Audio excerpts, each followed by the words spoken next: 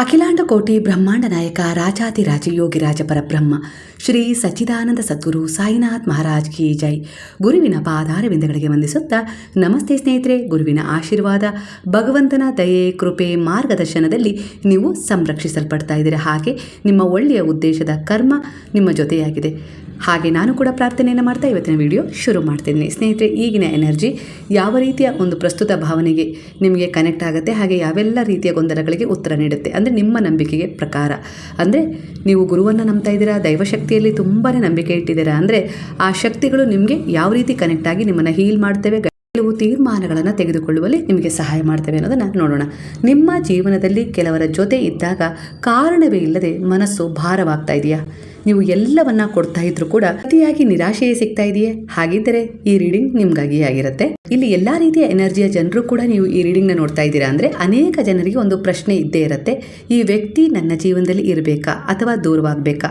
ಮನಸ್ಸು ಒಂದು ಉತ್ತರ ಹೇಳುತ್ತೆ, ಹೃದಯ ಇನ್ನೊಂದು ಉತ್ತರ ಹೇಳ್ತಾ ಇದೆ. ಇದೇ ಗೊಂದಲದಲ್ಲಿ ಹಲವರು ಸಿಲುಕಿದ್ದೀರಾ. ಕೆಲವೊಮ್ಮೆ ನೋವು ಕೊಡುವ ಸತ್ಯವನ್ನು ಒಪ್ಕೊಳ್ಳೋದೆ ನಿಮ್ಮ ಆತ್ಮಕ್ಕೆ ಮುಕ್ತಿ ಕೊಡುತ್ತೆ. ಅಂದರೆ ಎನರ್ಜಿ ಎಂದಿಗೂ ಸುಳ್ಳು ಹೇಳೋದಿಲ್ಲ. ನಿಮ್ಮ ಮನಸ್ಸು ಪದೇ ಪದೇ ಎಚ್ಚರಿಕೆ ನೀಡ್ತಾ ಇದ್ದರೆ ಅದನ್ನು ನಿರ್ಲಕ್ಷಿಸಬೇಡಿ ಅನ್ನೋ ರೀತಿಯಲ್ಲಿ ಮೊದಲಿಗೆ ಇಲ್ಲೊಂದು ಎನರ್ಜಿ ಪ್ರಸ್ತುತವಾಗಿ ಕನೆಕ್ಟ್ ಆಗ್ತಾ ಇದೆ. ಹಾಗಂತ ನೀವು ಯಾರನ್ನಾದರೂ ಕಳೆದುಕೊಳ್ತಾ ಇಲ್ಲ, ನೀವು ನಿಮ್ಮ ಶಾಂತಿಯನ್ನು ಮರಳಿ ಪಡೀತಾ ಇದ್ದೀರಾ. ಕೆಲವು ಬಾಗಿಲುಗಳು ಮುಚ್ಚಿದಾಗ ಮಾತ್ರ ಉತ್ತಮ ಅವಕಾಶಗಳಿಗೆ ದಾರಿ ಇರುತ್ತೆ. ಹಾಗೆ ಸ್ನೇಹಿತರೆ, ನಿಮ್ಮ ಜೀವನದಲ್ಲೂ ಕೂಡ ಇದೇ ನಡೀತಾ ಇದೆ. ಈಗ ನಿಮ್ಮ ಜೀವನದಲ್ಲಿ ಕೆಲವರ ಜೊತೆ ಇದ್ದಾಗಲೂ ಏನೋ ಒಂದು ವಿಚಿತ್ರವಾದ ಭಾರದ, ಆಯಾಸದ ಅಥವಾ ಅಶಾಂತಿಯ ಅನುಭವ ಆಗ್ತಾ ಇದೆ. ಕೆಲವರಿಗೆ ನೀವು ಎಷ್ಟೇ ಒಳ್ಳೆಯದನ್ನು ಮಾಡಿದರೂ ಕೂಡ, ಎಷ್ಟೇ ಪ್ರೀತಿ ತೋರಿಸಿದರೂ ಕೂಡ ಅವರಿಂದ ನಿಮಗೆ ನಿರಾಶೆ, ಟೀಕೆ ಅಥವಾ ನಕಾರಾತ್ಮಕತೆಯೇ ಸಿಗ್ತಾ ಇದೆ. ಹಾಗಾದ್ರೆ ಈ ಸಮಯದಲ್ಲಿ ನಾನು ಆ ವ್ಯಕ್ತಿಯನ್ನ ನಂಬೇಕಾ, ಅಲ್ಲಿಂದ ಹೊರಗೆ ಬರಬೇಕಾ, ಇಲ್ಲ ಯಾವ ರೀತಿ ಆ ವಿಚಾರವನ್ನ, ಆ ಪರಿಸ್ಥಿತಿಯನ್ನ ಸಂಭಾಳಿಸ್ಬೇಕು, ಅವರನ್ನು ಯಾವ ರೀತಿ ಬದಲಾಯಿಸಬೇಕು, ಈ ಗೊಂದಲದಲ್ಲಿ ನೀವೀಗಿದ್ದೀರಾ. ನೀವು ಆ ವ್ಯಕ್ತಿಯನ್ನ ನಂಬೇಕಾ, ನಾನು ದೂರವಾಗಬೇಕಾ, ಯಾಕೆ ನನ್ನ ಜೀವನದಲ್ಲಿ ಪದೇ ಪದೇ ಈ ರೀತಿಯ ಜನರು ಬರ್ತಿದ್ದಾರೆ, ನಾನು ಮಾಡಿದ ಒಳ್ಳೆಯದಕ್ಕೆ ಫಲ ಯಾವಾಗ ಸಿಗುತ್ತೆ ಅನ್ನೋದು ನಿಮ್ಮ ಪ್ರಶ್ನೆಯಾಗಿದೆ. ಅಂದ್ರೆ ಇಲ್ಲಿ ಗುರುವಿನಿಂದ ಯಾವ ರೀತಿ ಒಂದು ಪ್ರಸ್ತುತ ಎನರ್ಜಿ ಕನೆಕ್ಟ್ ಆಗ್ತಾ ಇದೆ. ಇಂದು ನೀವು ನೋಡ್ತಾ ಇರುವ ಪ್ರತಿಯೊಂದು ಪರಿಸ್ಥಿತಿಯು ಕೂಡ ಒಂದು ಬೀಜದಂತೆ ಅನ್ನೋ ರೀತಿಯಲ್ಲಿ ಬರ್ತದೆ. ನೀವು ಹಿಂದೆ ಬಿತ್ತಿದ ಕರ್ಮದ ಬೀಜಗಳು ಈಗ ಫಲ ಕೊಡ್ತಾ ಇದ್ದಾವೆ. ಹಾಗಾಗಿ ಅದೇ ರೀತಿ ಇಂದು ನೀವು ಬಿತ್ತುತ್ತಿರುವ ಒಳ್ಳೆಯ ಕರ್ಮಗಳು ಕೂಡ ಮುಂದಿನ ದಿನಗಳಲ್ಲಿ ಆಶೀರ್ವಾದವಾಗಿ ನಿಮ್ಮ ಬಳಿಗೆ ಖಂಡಿತ ಬರುತ್ತೆ. ಹಾಗಾಗಿ ನಿಮ್ಮನ್ನ ನೋಯಿಸಿದವರ ಬಗ್ಗೆ, ಮೋಸ ಮಾಡಿದವರ ಬಗ್ಗೆ ಅತಿಯಾಗಿ ಚಿಂತಿಸಬೇಡಿ ಅನ್ನೋ ರೀತಿಯಲ್ಲಿ ಇಲ್ಲಿ ಒಂದು ಪ್ರಸ್ತುತ ಎನರ್ಜಿ ನಿಮಗೆ ಗುರುವಿನಿಂದ ಕನೆಕ್ಟ್ ಆಗ್ತದೆ. ನಿಮ್ಮ ನಂಬಿಕೆಗೆ ಅನುಸಾರವಾಗಿ ಯಾರಾದರೂ ನಿಮ್ಮ ಶಾಂತಿಯನ್ನ ಕದೀತಾ ಇದ್ದಾರೆ, ನಿಮ್ಮ ಆತ್ಮವಿಶ್ವಾಸವನ್ನ ಕುಗ್ಗಿಸ್ತಾ ಇದ್ದಾರೆ, ನಿಮ್ಮ ಶಕ್ತಿಯನ್ನು ಹೀರ್ಕೊಳ್ತಾ ಇದ್ದಾರೆ, ಅವರನ್ನ ದ್ವೇಷಿಸುವ ಅಗತ್ಯ ಇಲ್ಲ. ಹಾಗಂತ ಕೇವಲ ಅವರಿಂದ ನಿಮ್ಮ ಎನರ್ಜಿನ ಹಿಂದಕ್ಕೆ ಪಡೆದುಕೊಳ್ಳಿ. ಅಂದ್ರೆ ನಿಮ್ಮ ಸುತ್ತ ಒಂದು ಗಡಿಯನ್ನ ನಿರ್ಮಿಸ್ಕೊಳ್ಳಿ. ನಿಮ್ಮ ಸಮಯವನ್ನ ಅಮೂಲ್ಯವಾದವರಿಗೆ ಮಾತ್ರ ನೀಡಿ. ಖಂಡಿತ ನಿಮ್ಮ ಎನರ್ಜಿ ಎಂದಿಗೂ ಕೂಡ ನಿಮಗೆ ಸುಳ್ಳು ಹೇಳ್ತಾ ಇಲ್ಲ. ನಿಮ್ಮ ಆತ್ಮ ಪದೇ ಪದೇ ಯಾರೋ ಒಬ್ಬರ ಬಗ್ಗೆ ಎಚ್ಚರಿಕೆ ನೀಡ್ತಾ ಇದ್ರೆ ಅದನ್ನ ಕೇಳಿ ಅನ್ನೋ ರೀತಿಯಲ್ಲಿ ಬರ್ತಾ ಇದೆ. ಈ ಸಮಯದಲ್ಲಿ ನಿಮ್ಮ ಮನಸ್ಥಿತಿ ಹಾಗೆ ಇದೆ. ನಿಮ್ಮ ಹೃದಯದಲ್ಲಿ ಅಶಾಂತಿ ಉಂಟು ಮಾಡುವ ಸಂಬಂಧಗಳಿಂದ ನಿಧಾನವಾಗಿ ದೂರವಾಗೋದು, ಮೌನವಾಗೋದು ಸಹ ಒಂದು ಆತ್ಮೀಯ ಬೆಳವಣಿಗೆಗೆ ಒಂದು ಭಾಗವಾಗಿರುತ್ತೆ ಅನ್ನೋ ರೀತಿಯಲ್ಲಿ ಕಾಣಿಸ್ತಾ ಇದೆ. ಹಾಗಾಗಿ ಈ ಸಂದರ್ಭದಲ್ಲಿ ಕರ್ಮ ಹೇಗೆ ಸಹಾಯ ಮಾಡುತ್ತೆ ಅಂದ್ರೆ, ಕರ್ಮ ಅಂದ್ರೆ ಶಿಕ್ಷೆ ಅಲ್ಲ, ಕರ್ಮ ಅಂದ್ರೆ ಸಮತೋಲನ. ನಿಮಗೆ ಅನ್ಯಾಯ ಮಾಡಿದವರು ತಮ್ಮ ಕರ್ಮದ ಪಾಠವನ್ನ ಖಂಡಿತ ಪಡಿತಾರೆ. ನೀವು ಮಾಡಿದ ಒಳ್ಳೆಯ ಕಾರ್ಯಗಳು ನಿಮ್ಮ ಜೀವನಕ್ಕೆ ಸೂಕ್ತ ಸಮಯದಲ್ಲಿ ಆಶೀರ್ವಾದವಾಗಿ ಮರಳಿ ಬರುತ್ತೆ. ಅದರ ಸಂಪೂರ್ಣ ಜವಾಬ್ದಾರಿ ನಾನು ತಗೊಂಡಿದ್ದೀನಿ ಅನ್ನೋ ರೀತಿಯಲ್ಲಿ ಗುರುವು ನಿಮಗೆ ಹೇಳ್ತಾ ಇದ್ದಾರೆ. ಆದ್ದರಿಂದ ಪ್ರತಿಕಾರದ ಬಗ್ಗೆ ಯೋಚಿಸಬೇಡಿ. ಬ್ರಹ್ಮಾಂಡಕ್ಕೆ ಅದರ ಕೆಲಸ ಮಾಡಲು ಅವಕಾಶ ಕೊಡಿ. ಬ್ರಹ್ಮಾಂಡಕ್ಕಾಗಿರ್ಬೋದು, ನೀವು ನಂಬಿದ ಗುರುವಿಗಾಗಿರ್ಬೋದು, ದೇವರಿಗಾಗಿರ್ಬೋದು, ಅದರ ಕೆಲಸ ಮಾಡಲು ಅವಕಾಶವನ್ನು ಕೊಡಿ. ಅಲ್ಲಿಯವರೆಗೂ ನೀವು ಪ್ರಾಮಾಣಿಕ ಪ್ರಯತ್ನ ಮಾಡ್ತಾ ಇರಿ ಅನ್ನೋ ರೀತಿಯಲ್ಲಿ ಬರ್ತದೆ. ನೀವು ನಂಬಿರುವ ದೈವಶಕ್ತಿ, ಗುರು ಅಥವಾ ವಿಶ್ವ ಚೈತನ್ಯ ನಿಮ್ಮ ಹೋರಾಟವನ್ನ ನೋಡ್ತಾ ಇದೆ. ನೀವು ಒಬ್ರಲ್ಲ. ಕೆಲವೊಮ್ಮೆ ದೈವವು ಜನರನ್ನ ನಿಮ್ಮ ಜೀವನದಿಂದ ತೆಗೆದು ಹಾಕುವುದು ಶಿಕ್ಷೆಗಾಗಿ ಅಲ್ಲ, ನಿಮ್ಮ ರಕ್ಷಣೆಗಾಗಿ ಅನ್ನೋ ರೀತಿಯಲ್ಲಿ ಬರ್ತದೆ. ಕೆಲವೊಮ್ಮೆ ಬಾಗಿಲು ಮುಚ್ಚುವುದು ಕೂಡ ನಷ್ಟವಲ್ಲ, ಅದು ತಪ್ಪು ದಾರಿಯಿಂದ ನಿಮ್ಮನ್ನ ಕಾಪಾಡುವ ಆಶೀರ್ವಾದವಾಗಿದೆ ಅನ್ನೋ ರೀತಿಯಲ್ಲಿ ಕಾಣಿಸ್ತಾ ಇದೆ. ತಾಳ್ಮೆಯಿಂದ ಇರಿ. ಹಾಗೆ ನಿಮ್ಮ ಎನರ್ಜಿಯನ್ನು ಶುದ್ಧವಾಗಿಟ್ಕೊಳ್ಳಿ, ನಿಮ್ಮ ಕರ್ಮವನ್ನ ಶುದ್ಧವಾಗಿಟ್ಕೊಳ್ಳಿ, ದೈವಿಕ ಸಮಯವನ್ನ ನಂಬಿ ಅನ್ನೋ ರೀತಿಯಲ್ಲಿ ಗುರುವು ಹೇಳ್ತಿದ್ರೆ, ನೀವು ಕಳೆದುಕೊಂಡದ್ದಕ್ಕಿಂತ ಉತ್ತಮವಾದದನ್ನ ನಾನು ನಿಮ್ಮ ಕಡೆ ಕಳಿಸ್ತಾ ಇದ್ದೀನಿ ಒಂದು ಹೊಸ ಯೋಜನೆಯ ಮೂಲಕ ಅನ್ನೋ ರೀತಿಯಲ್ಲಿ ಒಂದು ಭರವಸೆಯನ್ನು ಕೂಡ ಗುರುವು ನಿಮ್ಮ ನಂಬಿಕೆಗೆ ಅನುಸಾರವಾಗಿ ಕೊಡ್ತಾ ಇದ್ದಾರೆ. ನಿಮ್ಮ ಜೀವನದಲ್ಲಿ ಈಗ ನಡೆಯುತ್ತಿರುವ ಪ್ರತಿಯೊಂದು ಘಟನೆಗೂ ಒಂದು ಉದ್ದೇಶವಿದೆ. ನಂಬಿಕೆ ಇಡಬೇಕಷ್ಟೇ. ನಿಮ್ಮ ಆಶೀರ್ವಾದಗಳು ನಿಮ್ಮ ಕಡೆ ಖಂಡಿತ ಬರ್ತಾ ಇದಾವೆ. ಕೆಲವರ ಪ್ರಸ್ತುತ ಎನರ್ಜಿಗೆ ಇಲ್ಲಿ ಒಂದು ರೀತಿಯ ಎನರ್ಜಿ ಕನೆಕ್ಟ್ ಆಗ್ತದೆ. ನಿಮಗೆ ಯಾವತ್ತಾದ್ರೂ ಹೀಗೆ ಅನಿಸ್ತಾ ಇದೆಯಾ? ಇವಾಗಲೇ ಅನಿಸ್ತಾ ಇರಬಹುದು, ನಾನು ಯಾರನ್ನೋ ನೆನಪಿಸಿಕೊಳ್ತಾ ಇದ್ದೀನಿ, ಆದ್ರೆ ಅವರು ಕೂಡ ನನ್ನನ್ನ ನೆನಪಿಸ್ಕೊಳ್ತಾ ಇದ್ದಾರಾ? ಕಾರಣವೇ ಇಲ್ಲದೆ ಒಬ್ಬ ವ್ಯಕ್ತಿಯ ನೆನಪು ಮತ್ತೆ ಮತ್ತೆ ಮನಸ್ಸಿಗೆ ಬರ್ತಾ ಇದೆಯಲ್ಲ, ಯಾಕೆ? ಕೆಲವರ ಜೊತೆ ಮಾತನಾಡದೇ ಇದ್ರೂ ಕೂಡ ಅವರ ಎನರ್ಜಿ ನಿಮ್ಮ ಮನಸ್ಸಿನ ಮೇಲೆ ಯಾಕೆ ಪರಿಣಾಮ ಬೀರ್ತಾ ಇದೆ, ಇದು ಹಲವರ ಗೊಂದಲ ಆಗಿದೆ.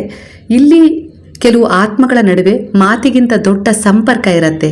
ದೇಹಗಳು ದೂರ ದೂರ ಇರಬಹುದು, ಆದರೆ ನೆನಪುಗಳು, ಭಾವನೆಗಳು ಮತ್ತೆ ಎನರ್ಜಿ ಕೆಲವೊಮ್ಮೆ ದೂರವನ್ನ ಲೆಕ್ಕಿಸೋದಿಲ್ಲ. ಯಾವಾಗ ಇಬ್ರು ವ್ಯಕ್ತಿಗಳು ಒಬ್ಬರ ಬಗ್ಗೆ ಒಬ್ರು ಆಳವಾಗಿ ಯೋಚಿಸ್ತಿರೋ ಆಗ ಒಂದು ರೀತಿಯ ಶಕ್ತಿಯ ಸೇತುವೆಯಲ್ಲಿ ನಿರ್ಮಾಣವಾಗುತ್ತೆ ಅನ್ನೋ ರೀತಿಯಲ್ಲಿ ಬರ್ತದೆ. ಅದಕ್ಕೆ ಕೆಲವೊಮ್ಮೆ ಕಾರಣವೇ ಇಲ್ಲದೆ ಅವರ ನೆನಪು ಬರ್ತಾ ಇದೆ, ಅವರ ಹೆಸರು ಕೇಳಿಸ್ತಾ ಇದೆ, ಅಥವಾ ಅವರ ಬಗ್ಗೆ ಕನಸು ಬೀಳ್ತಾ ಇದೆ. ಆದರೆ ಇಲ್ಲಿ ಒಂದು ಮುಖ್ಯವಾದ ಎಚ್ಚರಿಕೆಯೂ ಕೂಡ ಕಾಣಿಸ್ತಾ ಇದೆ. ಎಲ್ಲ ಸಂಪರ್ಕಗಳು ಸಕಾರಾತ್ಮಕವಾಗೂ ಆಗಿರುವುದಿಲ್ಲ. ಕೆಲವರು ನಿಮ್ಮ ಜೀವನದಲ್ಲಿ ಇದ್ದು ಹೋಗ್ತಾರೆ, ಆದರೆ ಅವರ ಬಗ್ಗೆ ನೀವು ನಿರಂತರವಾಗಿ ಯೋಚಿಸ್ತಾ ಇದ್ರೆ ನಿಮ್ಮದೇ ಶಕ್ತಿಯನ್ನು ಅವರಿಗೆ ಕೊಡ್ತಾ ಇರ್ತೀರಾ. ಹಾಗಾಗಿ ಎಚ್ಚರಿಕೆಯಿಂದ ಕೂಡ ನೀವು ಇಲ್ಲಿರಬೇಕು. ಅವರು ನಿಮ್ಮ ಬಗ್ಗೆ ಯಾವುದೇ ರೀತಿ ಒಂದು ನೆನಪು ಮಾಡ್ಕೊಳ್ತಾ ಇಲ್ಲ, ಆದರೆ ನೀವು ಮಾತ್ರ ಪದೇ ಪದೇ ಅವ್ರು ಬದಲಾಗಬೇಕು ಅನ್ನೋ ರೀತಿಲಿ, ಇಲ್ಲ ಅವರು ನನ್ನ ಹತ್ರ ಬರಬೇಕು ಅನ್ನೋ ರೀತಿಲಿ ಬಯಸ್ತಾ ಇದ್ದಾರೆ. ಅಂದರೆ ಕೆಲವೊಂದು ಸಾರಿ ನಿಮ್ಮ ಶಕ್ತಿ ಅವ್ರ ಕಡೆ ಹೋಗ್ತಾ ಇದೆ ಅನ್ನೋದು ಎಚ್ಚರಿಕೆ. ಅಂದರೆ ಈಗ ನೀವು ಆಯಾಸಗೊಳ್ತಾ ಇದ್ದೀರಾ, ಜೀವನದಲ್ಲಿ ಮುಂದೆ ಹೋಗಲಿಕ್ಕೆ ಶಕ್ತಿ ಇಲ್ಲ, ಏನು ಮಾಡಬೇಕು ಅಂತಲೂ ಕಾಣಿಸ್ತಾ ಇಲ್ಲ. ಯಾಕಂದರೆ ಕೆಲವೊಂದು ಸಾರಿ ನೀವು ಅವ್ರ ಮೇಲೆ ಯೋಚಿಸ್ತಾ ಇದ್ದೀರಲ್ಲ, ಆ ಶಕ್ತಿ ಎಲ್ಲ ಅವ್ರಿಗೆ ಕೊಡ್ತಾ ಇದ್ದೀರಾ. ಹಾಗಾಗಿ ನಿಮ್ಮಲ್ಲಿ ಶಕ್ತಿ ಕುಂದಿದ, ಆಯಾಸಗೊಂಡ ಅನುಭವ ಆಗ್ತಾ ಇದೆ ಅನ್ನೋ ರೀತಿಯಲ್ಲಿ ಕಾಣಿಸ್ತಾ ಇದೆ. ಅವರು ಉದ್ದೇಶಪೂರ್ವಕವಾಗಿ ನಿಮ್ಮ ಎನರ್ಜಿಯನ್ನು ಹೀರ್ಕೊಳ್ತಾ ಇಲ್ಲ. ನಿಮ್ಮ ಗಮನ, ನಿಮ್ಮ ಭಾವನೆ ಮತ್ತೆ ನಿಮ್ಮ ಸಮಯ ಅವರ ಕಡೆ ಹರಿತಾ ಇದೆ, ಹಾಗಾಗಿ ಅದು ವ್ಯರ್ಥ ಆಗ್ತಾ ಇದೆ. ಅಲ್ಲಿ ಒಂದು ಎನರ್ಜಿ ಅನ್ನೋ ರೀತಿಯಲ್ಲಿ ಕಾಣಿಸ್ತದೆ. ಇದನ್ನೇ ಎನರ್ಜಿ ಡ್ರೈನ್ ಅಂತ ಹೇಳಿ ಕರೆಯೋದು. ಕರ್ಮದ ಪ್ರಕಾರ ನೋಡಿದ್ರೆ ನಿಮ್ಮ ಜೀವನಕ್ಕೆ ಬರುವ ಪ್ರತಿಯೊಬ್ರು ಕೂಡ ಯಾವುದೋ ಒಂದು ಪಾಠವನ್ನ ತೆಗೆದುಕೊಂಡು ಬಂದೇ ಬರ್ತಾರೆ. ಕೆಲವರು ಪ್ರೀತಿಯ ಪಾಠ ಕಲಿಸ್ತಾ ಇದ್ದಾರೆ, ಕೆಲವರು ಆತ್ಮಗೌರವದ ಪಾಠವನ್ನ ಕಲಿಸ್ತಾ ಇದ್ದಾರೆ, ಇನ್ನೂ ಕೆಲವರು ಬಿಡುವುದನ್ನು ಕಲಿಸ್ತಾ ಇದ್ದಾರೆ. ದೈವ ಶಕ್ತಿ ಯಾವಾಗಲೂ ನಿಮ್ಮ ಒಳ ಮನಸ್ಸಿನ ಮೂಲಕ ಮಾತನಾಡುತ್ತೆ, ಅದನ್ನು ಗಮನಿಸಿ. ನಿಮ್ಮ ಶಾಂತಿ ಕಡಿಮೆ ಆಗ್ತಾ ಇದ್ರೆ, ನಿಮ್ಮ ಮನಸ್ಸು ಭಾರವಾಗ್ತಾ ಇದ್ರೆ, ಅದು ಯಾರನ್ನ ಹಿಡಿದುಕೊಳ್ಬೇಕು, ಯಾರನ್ನ ಬಿಡಬೇಕು ಅನ್ನುವ ಸೂಚನೆ ಆಗಿರ್ಬೋದು. ಒಂದು ಸಾರಿ ಗಮನಿಸಿ ನೋಡಿ. ನಿಮ್ಮನ್ನ ನೆನಪಿಸಿಕೊಳ್ಳುವ ಪ್ರತಿಯೊಬ್ಬರು ಕೂಡ ನಿಮ್ಮ ಜೀವನಕ್ಕೆ ಮರಳಿ ಬರಬೇಕು ಅಂತ ಏನಿಲ್ಲ, ಮತ್ತೆ ನೀವು ನೆನಪಿಸಿಕೊಳ್ಳುವ ಪ್ರತಿಯೊಬ್ಬರು ಕೂಡ ನಿಮ್ಮ ಭವಿಷ್ಯದ ಭಾಗವಾಗಿರಬೇಕು ಅಂತಲೂ ಇಲ್ಲಿ ಕಾಣಿಸ್ತಾ ಇಲ್ಲ. ಕೆಲವೊಮ್ಮೆ ಆತ್ಮಗಳು ಭೇಟಿಯಾಗುವುದು ಜೊತೆಯಾಗಿ ನಡೆಯಲು ಅಲ್ಲ, ಒಂದು ಪಾಠ ಕಲಿಸಿ ಮುಂದೆ ಸಾಗಲು ಅನ್ನೋ ರೀತಿಯಲ್ಲಿ ಬರ್ತದೆ. ಅರ್ಥ ಆಗ್ತಾ ಇದೆ ಅಂತ ಹೇಳಿ ಅನ್ಕೊಳ್ತೀನಿ. ಆದ್ರಿಂದ ನಿಮ್ಮ ಶಕ್ತಿಯನ್ನು ಕಾಪಾಡಿಕೊಳ್ಳಿ, ನಿಮ್ಮ ಮನಸ್ಸನ್ನು ಶಾಂತವಾಗಿಡಿ, ದೈವವನ್ನು ನಂಬಿ. ನಿಮಗಾಗಿ ಇರುವವರು ನಿಮ್ಮ ಜೀವನದಲ್ಲಿ ಖಂಡಿತ ಉಳಿತಾರೆ. ನಿಮಗಾಗಿ ಅಲ್ಲದವರು ಎಷ್ಟೇ ನೀವು ನೆನಪಿಸ್ಕೊಂಡ್ರು ಕೂಡ ದೂರ ಆಗೇ ಆಗ್ತಾರೆ. ಯಾಕಂದ್ರೆ ನಿಜವಾದ ಸಂಪರ್ಕವನ್ನು ಭಯ, ಹಿಡಿತ ಅಥವಾ ಆಸೆ ಉಳಿಸೋದಿಲ್ಲ ಅನ್ನೋ ರೀತಿಯಲ್ಲಿ ಕಾಣಿಸ್ತಾ ಇದೆ. ಅದನ್ನ ದೈವಿಕ ಸಮಯ ಮತ್ತೆ ಶುದ್ಧ ಪ್ರೀತಿ ಉಳಿಸುತ್ತೆ. ಕೆಲವೊಮ್ಮೆ ನೀವು ಹುಡುಕ್ತಾ ಇರುವ ಶಕ್ತಿ ಆಗಿರ್ಬೋದು, ನೆಮ್ಮದಿ ಆಗಿರ್ಬೋದು, ಉತ್ತರ ಆಗಿರ್ಬೋದು, ಪ್ರೀತಿ ಆಗಿರ್ಬೋದು, ಗೌರವ ಆಗಿರ್ಬೋದು, ಎಲ್ಲವನ್ನ ಹೊರಗಡೆ ಹುಡುಕಿದಷ್ಟು ಅದು ನಿಮ್ಮಿಂದ ದೂರ ಆಗ್ತಾ ಹೋಗುತ್ತೆ ಅನ್ನೋ ರೀತಿಯಲ್ಲಿ ಕಾಣಿಸ್ತಿದೆ. ನಿಮ್ಮಲ್ಲಿ ಬಹಳ ಜನರ ಜೀವನ ಹೀಗೆ ಇದೆ. ಯಾರಾದರೂ ನಿಮ್ಮನ್ನ ಅರ್ಥ ಮಾಡಿಕೊಳ್ಳಲಿ ಅಂತ ಹೇಳಿ ಕಾಯ್ತಾ ಇದ್ದೀರಾ, ಯಾರಾದರೂ ಬಂದು ನಿಮ್ಮ ನೋವನ್ನು ಗುಣಪಡಿಸಲಿ ಅಂತಲೂ ಕೂಡ ನಿರೀಕ್ಷಿಸ್ತಾ ಇದ್ದೀರಾ, ಯಾರಾದರೂ ನಿಮ್ಮ ಜೀವನವನ್ನ ಬದಲಿಸಲಿ ಅಂತ ಹೇಳಿ ಕೂಡ ಬಯಸ್ತಾ ಇದ್ದೀರಾ. ಆದ್ರೆ ಇಲ್ಲಿ ಗುರು ಕೇಳ್ತಾ ಇದ್ರೆ, ನೀವು ನಿಮ್ಮ ಜೀವನದ ರಾಣಿನ ಇಲ್ಲವೇ ರಾಜನ, ಇಲ್ಲವೇ ಇನ್ನೊಬ್ಬರ ನಿರ್ಧಾರಕ್ಕೆ ಕಾಯುತ್ತಿರುವ ಪ್ರಜೆಯ? ಪ್ರಶ್ನೆ ಮಾಡ್ಕೊಳ್ಳಿ ಅನ್ನೋ ರೀತಿಯಲ್ಲಿ ಕೇಳ್ತಾ ಇದ್ದಾರೆ. ಒಬ್ಬ ಪ್ರಜೆ ಆಗಕ್ಕೆ ಇಷ್ಟಪಡ್ತಿರೋ, ಇಲ್ಲ ನಿಮ್ಮ ಜೀವನದ ರಾಜ ಇಲ್ಲ ರಾಣಿ ಆಗ್ಲಿಕ್ಕೆ ಇಷ್ಟಪಡ್ತಿರೋ? ಇದರ ಅರ್ಥ ನಿಜವಾದ ಶಕ್ತಿ ನಿಮ್ಮಲ್ಲೇ ಇದೆ. ಅದು ಯಾರೋ ಭರವಸೆಯ ಮೂಲಕ ಕೊಡ್ಲಿ, ಸಹಾಯದ ಮೂಲಕ ಕೊಡ್ಲಿ ಅಂತೇಳಿ ನೀವು ಬಯಸ್ತಾ ಇದ್ದೀರಾ ಅಂತ ಹೇಳಿ ಇಲ್ಲಿ ಗುರು ಎಚ್ಚರಿಸ್ತಾ ಇದ್ದಾರೆ. ನಿಮ್ಮ ಜೀವನದ ಅಧಿಕಾರ ನಿಮ್ಮ ಕೈಯಲ್ಲೇ ಇರಬೇಕು. ನಿಮ್ಮ ಸಂತೋಷದ ಕೀಲಿ ಇನ್ನೊಬ್ಬರ ಕೈಯಲ್ಲಿ ಕೊಟ್ಟು ಅನಿವಾರ್ಯವಾಗಿ ಬದುಕಬಾರದು. ನಿಮ್ಮ ಆತ್ಮವಿಶ್ವಾಸ ಯಾರ ಮೆಚ್ಚುಗೆಯ ಮೇಲೂ ಕೂಡ ನಿಂತಿರಬಾರದು. ಇಲ್ಲಿ ಕರ್ಮದ ಒಂದು ದೊಡ್ಡ ಸತ್ಯ ಇದೆ. ಬಹಳ ಜನ ಕರ್ಮ ಅಂದ್ರೆ ಶಿಕ್ಷೆ ಅಂತ ಹೇಳಿ ಅಂದ್ಕೊಳ್ತಾ ಇದ್ದೀರಾ. ಅವನು ನನ್ನ ಜೊತೆ, ಇಲ್ಲ ಅವಳು ನನ್ನ ಜೊತೆ, ಇಲ್ಲ ನನ್ನ ಸಂಬಂಧಿಕರು ನನಗೆ ಕೆಟ್ಟದನ್ನ ಮಾಡಿದ್ದಾರೆ, ಅವರಿಗೆ ಕರ್ಮ ಖಂಡಿತ ಕಾಡತ್ತಾ? ಕರ್ಮ ಅಂದ್ರೆ ಶಿಕ್ಷೆ ಕೊಡುತ್ತೆ ಅನ್ನೋದಲ್ಲ, ಕರ್ಮದ ಕರ್ಮ ಕಾರಣ ಮತ್ತೆ ಪರಿಣಾಮವನ್ನ ಎದುರಿಸುವ ಹಾಗೆ ಮಾಡತ್ತೆ. ಅಂದ್ರೆ ನೀವು ಯಾವ ರೀತಿ ಒಂದು ಬೀಜವನ್ನ ಬಿತ್ತುತ್ತೀರೋ ಅದೇ ಗಿಡ ಬೆಳೆಯುತ್ತೆ. ಮಾವಿನ ಬೀಜ ಬಿತ್ತಿ ತೆಂಗಿನ ಮರ ಅಲ್ಲಿ ಬರೋದಿಲ್ಲ. ಆತರ ನಿರೀಕ್ಷೆನೂ ಕೂಡ ನೀವು ಇಟ್ಕೊಳ್ಳೋ ಹಾಗಿಲ್ಲ. ಹಾಗೆ ನಿಮ್ಮ ಆಲೋಚನೆ, ಮಾತು, ಕೆಲಸ ಎಲ್ಲವೂ ಕೂಡ ಒಂದು ಬೀಜ. ಅದರ ಫಲ ಒಂದು ದಿನ ನಿಮ್ಮ ಬಳಿಗೆ ಮರಳಿ ಬಂದೇ ಬರುತ್ತೆ. ಇದು ಶಿಕ್ಷೆ ಅಲ್ಲ, ಇದು ಭಗವಂತನ, ಗುರುವಿನ, ಬ್ರಹ್ಮಾಂಡದ ಸಮತೋಲನದ ಎನರ್ಜಿ ಆಗಿರುತ್ತೆ ಅನ್ನೋ ರೀತಿಲಿ ಇಲ್ಲಿ ಕಾಣಿಸ್ತಾ ಇದೆ. ಕಾರ್ಮಿಕ ಸಂಬಂಧಗಳು ಕೂಡ ಹೀಗೆ ಆಗಿರ್ತವೆ. ಕೆಲವರು ನಿಮ್ಮ ಜೀವನಕ್ಕೆ ಶಾಶ್ವತವಾಗಿ ಉಳ್ಕೊಳಕ್ ಬರೋದಿಲ್ಲ. ಅವರು ಒಂದು ಪಾಠ ಕಲಿಸಲು ಬಂದಿರ್ತಾರೆ. ಹಾಗಾಗಿ ಇಲ್ಲಿ ಡೈವರ್ಸ್ ಆಗಿದೆ, ಇಲ್ಲ ಅವರು ತುಂಬ ಒಂದು ನರಕ ಯಾತನೆ ಕೊಡ್ತಾ ಇದ್ರು, ಅವ್ರ ಜೊತೆ ಹೊಂದ್ಕೊಳ್ಳೋದು ನಂಗೆ ತುಂಬ ಕಷ್ಟ ಆಗ್ತಾ ಇದೆ ಅಂದರೆ ಪದೇ ಪದೇ ಒಂದು ದುಃಖ ಇಲ್ಲ ಒಂದು ಯಾತನೆ ಒಂದು ನೋವನ್ನು ಕೊಡೋದ್ರ ಮೂಲಕ ನೀವೇನಾದರೂ ಹೊಸದನ್ನು ಕಲೀಲಿಕ್ಕೆ ಅಲ್ಲಿ ಒಂದು ಪರಿವರ್ತನೆ ಕೊಡ್ತಾ ಇರುತ್ತೆ. ಒಟ್ಟಾರೆಯಾಗಿ ಒಬ್ಬರು ಪಾಠ ಕಲಿಸ್ಲಿಕ್ಕೆ ಬಂದಿರ್ತಾರೆ, ಅಲ್ಲಿ ಸಾಕಷ್ಟು ಪಾಠ ಕಲಿತು ನೀವು ಹೊರ ಹೋಗ್ತೀರಾ. ಹಾಗೆ ಆ ಪಾಠ ಯಾವ ರೀತಿ ಕಲ್ತಿರ್ತೀರಾ ಅಂದರೆ ನಿಮ್ಮ ಜೀವನದಲ್ಲಿ ನೀವು ಎಂದಿಗೂ ಕೂಡ ತಪ್ಪು ನಿರ್ಧಾರಗಳನ್ನು ತಗೊಳ್ಳಲ್ಲ, ಅಷ್ಟರ ಮಟ್ಟಿಗೆ ನಿಮಗಲ್ಲಿ ಒಂದು ಪಾಠ ಸಿಕ್ಕಿರುತ್ತೆ. ಹಾಗಾಗಿ ಕೆಲವರು ನಿಮ್ಮ ಜೀವನದಲ್ಲಿ ಬರ್ತಾರೆ ಅಂದರೆ ನಿಮ್ಮ ಮೌಲ್ಯ ಏನು ಅಂತ ಹೇಳಿ ನಿಮಗೆ ಕಲಿಸಿ ಹೋಗ್ತಾರೆ, ಹೋಗಿದ್ದಾರೆ ಈಗಾಗಲೇ. ಕೆಲವರು ನಿಮ್ಮ ಗಡಿಗಳನ್ನು ಕೂಡ ಕಲಿಸಿ ಹೋಗ್ತಾರೆ, ಅಂದರೆ ನಿಮ್ಮ ಬೌಂಡ್ರೀಸ್ ಅಲ್ಲಿ ಅಂದರೆ ನಿಮ್ಮ ಸುತ್ತ ಒಂದು ಗಡಿಯನ್ನ ಹಾಕೊಂಡು ನೀವು ಬದುಕಬೇಕು ಅನ್ನೋದನ್ನು ಕೂಡ ಕೆಲವರು ಕಲಿಸಿ ಹೋಗಿದ್ದಾರೆ. ಇನ್ನೂ ಕೆಲವರು ನಿಮ್ಮ ಜೀವನದಲ್ಲಿ ನಿಮ್ಮನ್ನ ನೀವು ಗೌರವಿಸಿ ಪ್ರೀತಿಸಿಕೊಳ್ಳುವುದನ್ನು ಕೂಡ ಕಲಿಸಿ ಹೋಗಿದ್ದಾರೆ. ಪಾಠ ಮುಗಿದ ಮೇಲೆ ಆತ್ಮಗಳು ತಮ್ಮ ತಮ್ಮ ದಾರಿಯಲ್ಲಿ ಹೋಗ್ತಾ ಇರ್ತವೆ, ನಿಲ್ಲೋದಿಲ್ಲ ಅನ್ನೋ ರೀತಿಯಲ್ಲಿ ಕೂಡ ಎನರ್ಜಿ ಕನೆಕ್ಟ್ ಆಗ್ತದೆ. ನೀವು ಹಿಡಿದುಕೊಂಡು ಕುಳಿತರೆ ನೋವು ಹೆಚ್ಚಾಗ್ತಾನೆ ಹೋಗುತ್ತೆ. ಕೆಲವೊಂದು ವಿಚಾರಗಳನ್ನು ಹಿಂದೆ ನಡೆದಿದ್ದನ್ನ ಎಲ್ಲಿವರೆಗೂ ಹಿಡ್ಕೊಳ್ತೀರಾ? ಆ ನೋವು ಹಿಡ್ಕೊಳ್ಳೋದ್ರಿಂದ ಆ ನೋವಿನ ಎನರ್ಜಿ ಕೂಡ ನೀವೇ ತಗೊಳ್ತಾ ಇರ್ತೀರಾ. ಹಾಗಾಗಿ ಸಕಾರಾತ್ಮಕ ಎನರ್ಜಿಯಲ್ಲಿ ಎಲ್ಲೋ ಒಂದು ರೀತಿಯಲ್ಲಿ ಈ ನೋವಿನ ಎನರ್ಜಿ ಹೀರ್ಕೊಳ್ತಾ ಇರುತ್ತೆ. ಹಾಗಾಗಿ ಕೆಲವೊಂದು ವಿಚಾರಗಳನ್ನು ಬಿಟ್ಟು ಬಿಡೋದೇ ಒಳಿತು ಅನ್ನೋ ರೀತಿಯಲ್ಲಿ ಬರ್ತದೆ. ಬಿಟ್ಟು ಕೊಟ್ರೆ ಜ್ಞಾನನೂ ಬರುತ್ತೆ, ಮುಂದಿನ ಅವಕಾಶಗಳಲ್ಲಿ ಪರಿವರ್ತನೆ ಕೂಡ ಸಿಗುತ್ತೆ. ಹಾಗಾಗಿ ಕೆಲವರ ಎನರ್ಜಿ ಪ್ರಕಾರ ಕೆಲವರು ಹೊರಗಡೆ ಉತ್ತರವನ್ನ ಹುಡುಕೋದನ್ನ ಕಡಿಮೆ ಮಾಡಿ ಸ್ವಲ್ಪ ಅನ್ನೋ ರೀತಿಯಲ್ಲಿ ಗುರು ಹೇಳ್ತಾ ಇದ್ದಾರೆ. ನೀನು ಹುಡುಕ್ತಾ ಇರುವ ಧೈರ್ಯ ನಿನ್ನೊಳಗೆ ಇದೆ, ನೀನು ಹುಡುಕ್ತಾ ಇರುವ ಶಾಂತಿ ನಿನ್ನೊಳಗೆ ಇದೆ, ನೀನು ಹುಡುಕ್ತಾ ಇರುವ ದೈವಿಕ ಶಕ್ತಿ ಕೂಡ ನಿನ್ನೊಳಗೆ ಇದೆ. ನೀನು ಹೊರಗೆ ನನ್ನನ್ನು ಹುಡುಕ್ತಾ ಇದ್ದೀನಿ, ನಾನು ನಿನ್ನೊಳಗೆ ಇದ್ದೀನಿ. ಯಾಕಂದ್ರೆ ನಿಜವಾದ ರಾಣಿ, ನಿಜವಾದ ರಾಜ ಹೊರಗಡೆ ಇರೋದಿಲ್ಲ, ಅವನು ತನ್ನ ಮನಸ್ಸಿನ ಮೇಲೆ ಆಳ್ವಿಕೆ ಮಾಡುವ ವ್ಯಕ್ತಿಯಾಗಿರ್ತಾನೆ. ಅವಳೇ ನಿಜವಾದ ರಾಣಿ, ಅವನೇ ನಿಜವಾದ ರಾಜ ಅನ್ನೋ ರೀತಿಯಲ್ಲಿ ಬರ್ತದೆ. ನಿಮ್ಮ ಮನಸ್ಸಿನ ಮೇಲೆ ನೀವು ಆಳ್ವಿಕೆ ಮಾಡ್ತಾ ಇದ್ದೀರಿ ಅಂದ್ರೆ ನೀವೇ ರಾಜ, ನೀವೇ ರಾಣಿ ಅನ್ನೋ ರೀತಿಯಲ್ಲಿ ಗುರು ಹೇಳ್ತಾ ಇದ್ದಾರೆ. ಇದು ಗುರುವು ನಿಮಗೆ ಹೇಳ್ತಾ ಇದ್ದಾರೆ, ನಿಮ್ಮ ಶಕ್ತಿಯನ್ನ ಮರಳಿ ತೆಗೆದುಕೊಳ್ರಿ, ನಿಮ್ಮ ಮೌಲ್ಯವನ್ನ ನೆನಪಿಸ್ಕೊಳ್ರಿ, ನಿಮ್ಮ ಜೀವನದ ನಾಯಕ ನೀವೇ ಆಗ್ರಿ. ಆ ದಿನದಿಂದ ಕರ್ಮ ನಿಮ್ಮ ವಿರುದ್ಧ ಕೆಲಸ ಮಾಡೋದಿಲ್ಲ ಅನ್ನೋ ರೀತಿಯಲ್ಲಿ ಒಂದು ಬ್ಲೆಸ್ಸಿಂಗ್ ಅನ್ನ ಕೊಡ್ತಾ ಇದ್ದಾರೆ, ಒಂದು ಸೂಚನೆಯನ್ನ ಕೊಡ್ತಾ ಇದ್ದಾರೆ, ಒಂದು ಗೈಡೆನ್ಸ್ ಅನ್ನ ಕೊಡ್ತಾ ಇದ್ದಾರೆ. ಅದೇ ಕರ್ಮ ನಿಮ್ಮ ಪರವಾಗಿ ಕೆಲಸ ಮಾಡಲು ಆರಂಭಿಸುತ್ತೆ. ಇದಿಷ್ಟನ್ನ ನಿಮ್ಮ ಗಮನದಲ್ಲಿ ಇಟ್ಕೊಂಡು ಮುಂದೆ ಸಾಗಿ. ಮತ್ ಆಗ ನಿಮಗೆ ಅರ್ಥ ಆಗತ್ತೆ, ನೀವು ಹುಡುಕ್ತಾ ಇದ್ದ ಬೆಳಕು ಯಾವತ್ತೂ ಹೊರಗಡೆ ಇರಲೇ ಇಲ್ಲ, ಅದು ನಿಮ್ಮೊಳಗೆ ಇತ್ತು ಅನ್ನೋ ರೀತಿಯಲ್ಲಿ ನಿಮಗೆ ಅರ್ಥ ಆಗತ್ತೆ. ಅದು ಇಡೀ ಸಮಯ ಕೂಡ ನಿಮ್ಮೊಳಗೆ ಇತ್ತು, ಆದ್ರೆ ನೀವು ಅದನ್ನ ಅರ್ಥ ಮಾಡ್ಕೊಳ್ಳೋಕೆ ಸ್ವಲ್ಪ ಸಮಯ ಬೇಕಾಯಿತು. ಹಾಗೆ ಕೆಲವರು ಬರಬೇಕಾಯಿತು, ಕೆಲವರು ಹೋಗ್ಬೇಕಾಯಿತು, ಕೆಲವರು ವಂಚಿಸ್ಬೇಕಾಯಿತು, ಕೆಲವರು ನೋವು ಕೊಡ್ಬೇಕಾಯಿತು, ಕೆಲವರು ಸಂತೋಷವನ್ನ ಸುಖ ಶಾಂತಿಯನ್ನು ಕೂಡ ಕೊಡ್ಬೇಕಾಯಿತು. ಎಲ್ಲದರ ಮೂಲಕ ನೀವು ನಿಮ್ಮ ಒಂದು ಒಳಗಿನ ಶಾಂತಿಯನ್ನ ಕಂಡುಕೊಳ್ಳೋಕೆ ಇಲ್ಲಿ ಸಹಾಯ ಮಾಡಿದ್ದಾರೆ. ಇಲ್ಲಿ ಕೆಲವರ ಎನರ್ಜಿಗೆ ಯಾವ ರೀತಿ ಒಂದು ಪ್ರಸ್ತುತ ಎನರ್ಜಿ ಕನೆಕ್ಟ್ ಆಗ್ತಾ ಇದೆ ಅಂದ್ರೆ, ಇಲ್ಲಿ ಅನೇಕ ಜನರು ಹಣದ ಸಮಸ್ಯೆಗಿಂತ ಹೆಚ್ಚಾಗಿ ಮನಸ್ಸಿನ ಒತ್ತಡ, ಆತಂಕ, ಏಕಾಂತ, ಸಂಬಂಧಗಳ ಗೊಂದಲ, ಮದುವೆಯ ವಿಳಂಬ, ಮಕ್ಕಳ ಚಿಂತೆ, ಕುಟುಂಬದ ಭಾರ, ಭವಿಷ್ಯದ ಭಯ ಇವುಗಳಿಂದ ಬಳಲ್ತಾ ಇದ್ದೀರಾ ಅನ್ನೋ ರೀತಿಯಲ್ಲಿ ಕಾಣಿಸ್ತಾ ಇದೆ. ಆದರೆ ಗುರು ಹೇಳ್ತಾ ಇದ್ರೆ, ನಿಮ್ಮ ಜೀವನದಲ್ಲಿ ನಡೆಯುತ್ತಿರುವ ಪ್ರತಿಯೊಂದು ಘಟನೆಗೂ ಒಂದು ಕಾರಣ ಇದ್ದೇ ಇರುತ್ತೆ. ಕೆಲವೊಮ್ಮೆ ನೀವು ಕೇಳ್ತೀರಾ, ನನ್ನ ಜೀವನದಲ್ಲಿ ಯಾಕಿಷ್ಟು ಕಷ್ಟ, ನಾನು ಯಾರಿಗೂ ಕೆಟ್ಟದನ್ನ ಮಾಡಿಲ್ಲ, ಆದರೂ ಯಾಕೆ ನನಗೆ ಈ ನೋವು, ನನ್ನ ಮದುವೆ ಯಾಕೆ ಆಗ್ತಾ ಇಲ್ಲ, ನನಗೆ ಮಕ್ಕಳು ಯಾಕೆ ಆಗ್ತಾ ಇಲ್ಲ, ನನ್ನ ಮಕ್ಕಳು ಮಾತು ಯಾಕೆ ಕೇಳ್ತಾ ಇಲ್ಲ, ನಾನು ಎಷ್ಟೇ ಪ್ರಯತ್ನಿಸಿದ್ರು ಯಾಕೆ ಫಲ ಸಿಗ್ತಾ ಇಲ್ಲ. ಈ ಪ್ರಶ್ನೆಗಳಿಗೆ ಇಲ್ಲಿ ಗುರು ಉತ್ತರ ಯಾವ ರೀತಿ ಕೊಡ್ತಾ ಇದ್ದಾರೆ ಅಂದ್ರೆ, ಕರ್ಮ ಶಿಕ್ಷೆ ಅಲ್ಲ, ಕರ್ಮ ಒಂದು ಪ್ರತಿಧ್ವನಿ ಆಗಿರುತ್ತೆ, ನಿಮ್ಮದೇ ಆದ ಒಂದು ಪ್ರತಿಧ್ವನಿ. ಅದು ಒಂದು ದೊಡ್ಡ ವಿಶಾಲವಾದ ಬೆಟ್ಟದ ಮುಂದೆ ನಿಂತು ಏನನ್ನಾದ್ರೂ ಕೂಗಿದ್ರೆ ಅದೇ ಧ್ವನಿ ಮರಳಿ ಬರುತ್ತೆ ತಾನೇ. ಅದೇ ರೀತಿ ನಿಮ್ಮ ಆಲೋಚನೆ, ಮಾತು, ಕೆಲಸ, ಉದ್ದೇಶ ಎಲ್ಲವೂ ಒಂದು ಶಕ್ತಿಯಾಗಿ ಈ ಬ್ರಹ್ಮಾಂಡದಲ್ಲಿ ದಾಖಲಾಗತ್ತೆ. ಆ ಶಕ್ತಿ ಒಂದು ದಿನ ಮತ್ತೆ ನಿಮ್ಮ ಜೀವನಕ್ಕೆ ಮರಳಿ ಬರುತ್ತೆ ಎನ್ನುವ ಒಂದು ಸಂದೇಶವನ್ನು ಗುರು ಕೊಡ್ತಾ ಇದ್ದಾರೆ. ಆದ್ದರಿಂದ ಕರ್ಮ ಅಂದ್ರೆ ದೇವರು ಕೊಡುವ ಶಿಕ್ಷೆ ಅಲ್ಲ, ಅದು ಕಾರಣ ಮತ್ತು ಪರಿಣಾಮ. ಆದ್ರೆ ಇಲ್ಲಿ ಇನ್ನೊಂದು ದೊಡ್ಡ ವಿಷಯ ಏನಪ್ಪಾ ಅಂದ್ರೆ, ನೀವು ಕೇವಲ ಈ ಜನ್ಮದ ಕರ್ಮವನ್ನೇ ಹೊತ್ಕೊಂಡು ಬಂದಿಲ್ಲ, ಆ ಅನೇಕ ಜನ್ಮದ ಕರ್ಮಗಳನ್ನು ಕೂಡ ಹೊತ್ಕೊಂಡು ಬಂದಿರ್ತೀರಾ. ಹಾಗಾಗಿ ನಿಮ್ಮ ಜೀವನದ ತುಂಬಾ ಕೆಲವು ಪಾಠಗಳು, ಕೆಲವು ಸಂಬಂಧಗಳು, ಕೆಲವು ವಿಚಿತ್ರ ಆಕರ್ಷಣೆಗಳು, ಕೆಲವು ಕಾರಣವಿಲ್ಲದ ಭಯಗಳು ಸಂಚಿತ ಕರ್ಮವಾಗಿ ಕಾಡ್ತಾ ಇರತ್ತೆ. ಅದಕ್ಕೆ ನಿಮಗೆ ಅನಿಸ್ತಾ ಇದೆ ಕೆಲವೊಂದ್ ಸಾರಿ ಕೆಲವರನ್ನ ಮೊದಲ ಸಲ ನೋಡಿದ್ರು ಕೂಡ ವರ್ಷಗಳ ಪರಿಚಯ ಇದ್ದ ಹಾಗೆ ಅನಿಸ್ತಾ ಇದೆ. ಕೆಲವರನ್ನ ನೋಡಿದ ಕ್ಷಣದಿಂದಲೇ ಮನಸ್ಸಿಗೆ ಏನೋ ಒಂದು ರೀತಿಯಲ್ಲಿ ಭಾರ, ಕಿರಿಕಿರಿ ಅನಿಸ್ಲಿಕ್ಕೆ ಶುರುವಾಗುತ್ತೆ. ಕೆಲವರು ನಿಮ್ಮ ಜೀವನದಲ್ಲಿ ಬಂದು ದೊಡ್ಡ ಪಾಠ ಕಲಿಸಿ ಹೋಗ್ತಾರೆ. ಇದೇ ಒಂದು ಕಾರ್ಮಿಕ್ ರಿಲೇಶನ್ಶಿಪ್ ಅಂದ್ರೆ ಕಾರ್ಮಿಕ್ ಸಂಬಂಧಗಳಾಗಿರ್ತವೆ. ಕಾರ್ಮಿಕ್ ಸಂಬಂಧ ಅಂದ ತಕ್ಷಣ ಯಾವಾಗ್ಲೂ ಗಂಡ ಹೆಂಡತಿಯ ಸಂಬಂಧವೇ ಆಗಿರೋದಿಲ್ಲ. ಅದು ಸ್ನೇಹಿತ, ತಂದೆ, ತಾಯಿ, ಮಕ್ಕಳು, ಗುರು, ಸಹೋದ್ಯೋಗಿ ಯಾರಾದ್ರೂ ಆಗಿರಬಹುದು.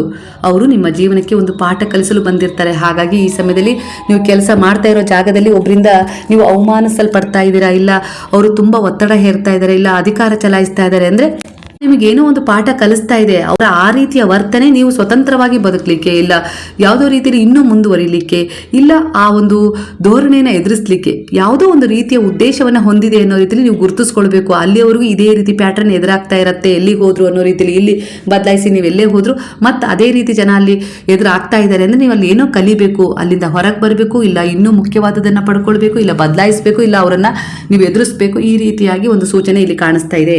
ಕಲಿತ ತಕ್ಷಣವೇ ಸಂಬಂಧ ಬದಲಾಗತ್ತೆ. ಅಂದ್ರೆ ಆ ಒಂದು ಪರಿಸ್ಥಿತಿ ಅಲ್ಲಿ ನಿಮಗೆ ಬೇರೆ ರೀತಿಯ ಅನುಭವವನ್ನು ಕೊಡುತ್ತೆ. ಹೊಸದಾಗಿ ನಿಮ್ಮ ಒಂದು ಆತ್ಮದ ಉದ್ದೇಶ ಒಂದು ಹೊಸ ಬದಲಾವಣೆಯನ್ನ ಖಂಡಿತ ಕೊಡುತ್ತೆ. ಕಲಿದಿದ್ರೆ ಅದೇ ಸಮಸ್ಯೆ ಬೇರೆ ರೂಪದಲ್ಲಿ ಮತ್ತೆ ಮತ್ತೆ ಬರುತ್ತೆ ಅನ್ನೋ ರೀತಿಯಲ್ಲಿ ಹೇಳ್ತಾ ಇದ್ದಾರೆ ಗುರು. ಇದನ್ನ ಕೆಲಸದ ಜಾಗದಲ್ಲಿ ಹೇಳಿದೀನಿ. ಗಂಡ ಹೆಂಡತಿಯ ವಿಚಾರ ಆಗಿರ್ಬೋದು, ಪ್ರೇಮಿಗಳ ವಿಚಾರ ಆಗಿರ್ಬೋದು, ಸಹೋದ್ಯೋಗಿಗಳ ವಿಚಾರ ಆಗಿರ್ಬೋದು, ಹಾಗೆ ಕೆಲಸದ ವಿಚಾರ ಆಗಿರ್ಬೋದು, ಹಾಗೆ ಮದುವೆಯ ವಿಚಾರ, ಮಕ್ಕಳ ವಿಚಾರ, ಯಾವುದೇ ಆಗಿರ್ಬೋದು, ಅಲ್ಲೊಂದು ನಿಮಗೆ ನೋವು ಸಿಗ್ತಾ ಇದೆ, ಕೆಲವರು ನಿಂದಿಸ್ತಾ ಇದ್ದಾರೆ, ಕೆಲವರು ಅಪಹಾಸ್ಯ ಮಾಡಿ ಮಾತಾಡ್ತಾ ಇದ್ದಾರೆ. ಅಂದ್ರೆ ಏನೋ ಒಂದು ಪಾಠವನ್ನ ಕಲಿಬೇಕು ಅಂತ ಹೇಳಿ ನಿಮ್ಮ ಆತ್ಮದ ಉದ್ದೇಶ ಆಗಿದೆ.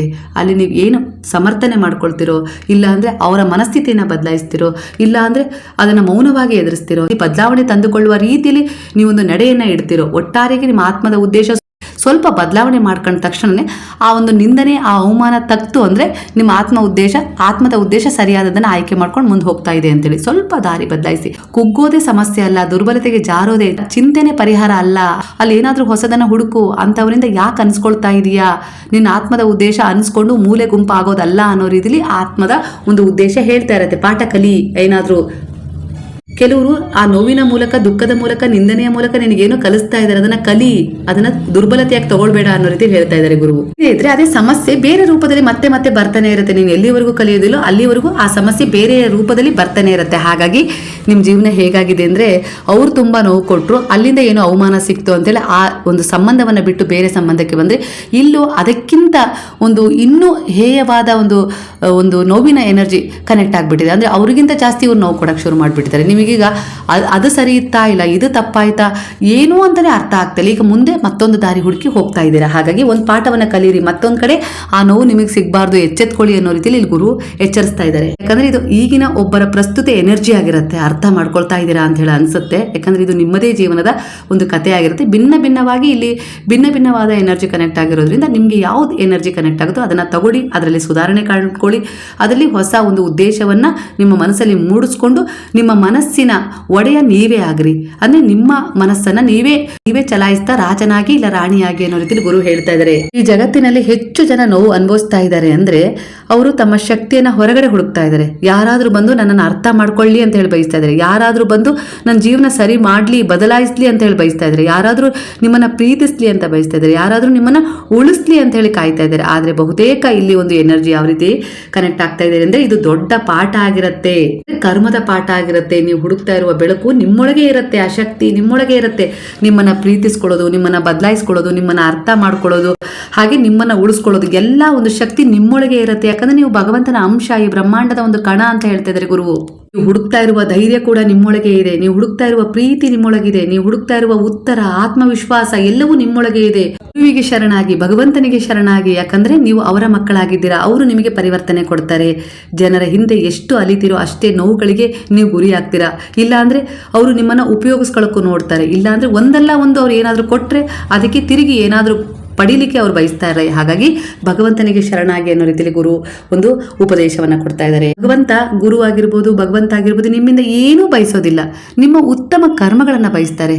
ನಿಮ್ಮಲ್ಲಿ ದಯೆ, ಕರುಣೆ, ಪ್ರೇಮ, ಪ್ರೀತಿ, ಮನುಷ್ಯತ್ವ, ಮಾನವೀಯತೆ, ಸೇವೆಯ ಗುಣಗಳನ್ನ ನೋಡಿ ಅಂತಹ ಗುಣಗಳನ್ನ ಕಾಣ್ಲಿಕ್ಕೆ ಬಯಸ್ತಾರೆ. ಯಾಕಂದ್ರೆ ಅಂತಹ ಗುಣಗಳು ನಿಮ್ಮ ಭವಿಷ್ಯವನ್ನ ಸುಂದರವಾಗಿ ರೂಪಿಸ್ಕೊಡ್ತಾರೆ. ಹಾಗಾಗಿ ಅವರು ಸ್ವಾರ್ಥವಾಗಿ ಬಯಸ್ತಾ ಇಲ್ಲ, ನೀವು ನನಗೆ ಪೂಜೆ ಮಾಡಿಸ್ಬೇಕು, ವ್ರತ ಮಾಡಬೇಕು, ಜಪ ಮಾಡಬೇಕು ಅಂತ ಬಯಸ್ತಾ ಇಲ್ಲ. ಅವೆಲ್ಲ ಒಂದು ಮಾಧ್ಯಮ ಆಗಿರುತ್ತೆ. ಪೂಜೆ, ಜಪ, ನಾಮಸ್ಮರಣೆ, ನಾವೇನೆಲ್ಲ ಒಂದು ಆರಾಧನೆ ಮಾಡ್ತೀವೋ ಅವರನ್ನ ತಲುಪುವ ಒಂದು ಸಾತ್ವಿಕ ಮಾರ್ಗಗಳಾಗಿರುತ್ತೆ. ಆ ಒಂದು ಎನರ್ಜಿ ನಮ್ಮನ್ನ ಭಗವಂತನ ಹತ್ತಿರದಲ್ಲೇ ಇಟ್ಟಿರುತ್ತೆ. ಯಾವುದೇ ರೀತಿಯ ಒಂದು ದುಷ್ಟ ಎನರ್ಜಿ ಆಗಿರ್ಬೋದು, ಕೆಟ್ಟವರ ಪ್ರಭಾವ ಆಗಿರ್ಬೋದು, ನಮ್ಮ ಮೇಲೆ ಬೀಳದಂತೆ ಅದು ರಕ್ಷಣೆ ಮಾಡ್ತಾ ಇದೆ. ಹಾಗಾಗಿ ಇಲ್ಲಿ ಇವುಗಳ ಮೂಲಕ ನೀವು ಭಗವಂತನ ಸಮೀಪಕ್ಕೆ ಹೋಗ್ತಾ ಇದ್ದೀರಾ. ಆದ್ರೆ ಇಲ್ಲಿ ಭಗವಂತ ಅಂದ್ರೆ ನೀವು ನಂಬಿದ ಗುರು ಹೇಳ್ತಾ ಇದ್ದಾರೆ, ನಿಮ್ಮೊಳಗೆ ನಾನಿದ್ದೀನಿ, ಅದನ್ನ ಅರ್ಥ ಮಾಡ್ಕೊಳ್ಳಿ ಅನ್ನೋ ರೀತಿಯಲ್ಲಿ ಹೇಳ್ತಾ ಇದ್ದಾರೆ. ಮುಂದಿನ 3 ತಿಂಗಳಲ್ಲಿ ಹಿಂದೆ ಗೊಂದಲವಾಗಿದ್ದ ವಿಷಯಗಳಿಗೆ ಉತ್ತರ ಸಿಗಲು ಆರಂಭವಾಗುತ್ತೆ. ಹಾಗೆ ನಿಂತು ಹೋಗಿದ್ದ ಕೆಲಸಗಳು ಮುಂದೆ ಸಾಗಲು ಶುರುವಾಗ್ತವೆ. ಕೆಲವರಿಗೆ ಮದುವೆ ಯೋಗ ಕೂಡ ಕೂಡು ಬರುತ್ತೆ 3 ತಿಂಗಳ ಒಳಗೆ ಅನ್ನೋ ರೀತಿಯಲ್ಲಿ ಕಾಣಿಸ್ತಾ ಇದೆ. ಗುರುವಿನ ಒಂದು ಬಲ ಇದೆ ಅನ್ನೋ ರೀತಿಯಲ್ಲಿ ಕಾಣಿಸ್ತಿದೆ. ಗುರುವು ನಿಮ್ಮ ಪ್ರಾರ್ಥನೆಯನ್ನ ಕೇಳಿಸ್ಕೊಂಡಿದ್ದಾರೆ ಅನ್ನೋ ರೀತಿಯಲ್ಲಿ ಬರ್ತಾ ಇದೆ. ಕೆಲವರಿಗೆ ಮಕ್ಕಳ ಭಾಗ್ಯ ಕೂಡ ಉಂಟಾಗತ್ತೆ. ಅಂದ್ರೆ ನಿಮಗೆ ಎಷ್ಟೇ ಆಸ್ಪತ್ರೆಗೆ ಪರೀಕ್ಷೆ ಮಾಡಿದ್ರೂ ಕೂಡ ಅಲ್ಲಿ ವ್ಯರ್ಥವಾದ ಒಂದು ರಿಸಲ್ಟ್ ಸಿಕ್ಕಿದೆ. ಆದರೆ ಇಲ್ಲಿ ಗುರುವಿನ ಆಶೀರ್ವಾದ, ದೈವ ಕೃಪೆ ಇರಬೇಕು. ನಿಮ್ಮ ಕರ್ಮಗಳ ಉದ್ದೇಶವನ್ನು ಅಳುದು ತೂಗಿ ಅವರು ಒಂದು ಚಮತ್ಕಾರವನ್ನೇ ನಿಮ್ಮ ಜೀವನದಲ್ಲಿ ನಡೆಸ್ತಾರೆ ಅನ್ನೋ ರೀತಿಯಲ್ಲಿ ಕಾಣಿಸ್ತಾ ಇದೆ. ಹಾಗಾಗಿ ಕೆಲವರಿಗೆ ಮಕ್ಕಳ ಭಾಗ್ಯ ಯೋಗವಿದೆ ಅನ್ನೋ ರೀತಿಯಲ್ಲಿ ಕಾಣಿಸ್ತಾ ಇದೆ ಇದೇ ವರ್ಷದಲ್ಲಿ. ಕೆಲವರಿಗೆ ಉದ್ಯೋಗ, ಅಂದ್ರೆ ಈಗಾಗಲೇ ನೀವು ನಿಂದನೆಗೆ ಅವಮಾನಕ್ಕೆ ಒಳಪಟ್ಬಿಟ್ಟಿದ್ದೀರಾ. ಸಣ್ಣ ಪುಟ್ಟ ಕೆಲಸಗಳನ್ನ ಮಾಡಬೇಕು ಅಂತೇಳಿ ಬಯಸ್ತಾ ಇದ್ದೀರಾ, ಅನಿವಾರ್ಯವಾಗಿ ಮಾಡ್ತಾನೆ ಇದ್ದೀರಾ. ಆದರೆ ನಿಮ್ಮದೇ ಗುರಿ ಬೇರೆ ಇತ್ತು.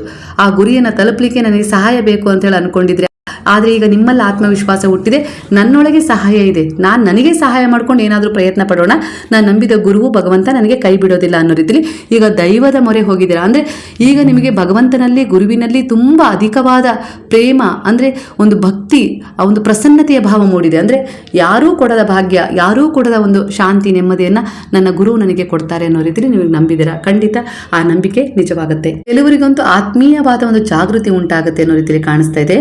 ಆದರೆ ಗುರು ಕೊಡುವ ದೊಡ್ಡ ಆಶೀರ್ವಾದ ಹಣ ಅಂತಾನೆ ಅಲ್ಲ, ಸರಿಯಾದ ಸಮಯದಲ್ಲಿ ಸರಿಯಾದ ಅರಿವಿನ ಮೂಲಕ ಸರಿಯಾದ ತೀರ್ಮಾನಗಳನ್ನು ತಗೊಂಡು ನಿಮ್ಮ ಜೀವನಕ್ಕೆ ನೀವೇ ಒಡೆಯರಾಗ್ತೀರಾ, ರಾಜರಾಗ್ತೀರಾ, ರಾಣಿಯಾಗ್ತೀರಾ ಅನ್ನೋ ರೀತಿಯಲ್ಲಿ ಕಾಣಿಸ್ತಾ ಇದೆ. ಯಾಕಂದ್ರೆ ಅರಿವು ಬಂದಾಗ ಜೀವನವೇ ಬದಲಾಗುತ್ತೆ.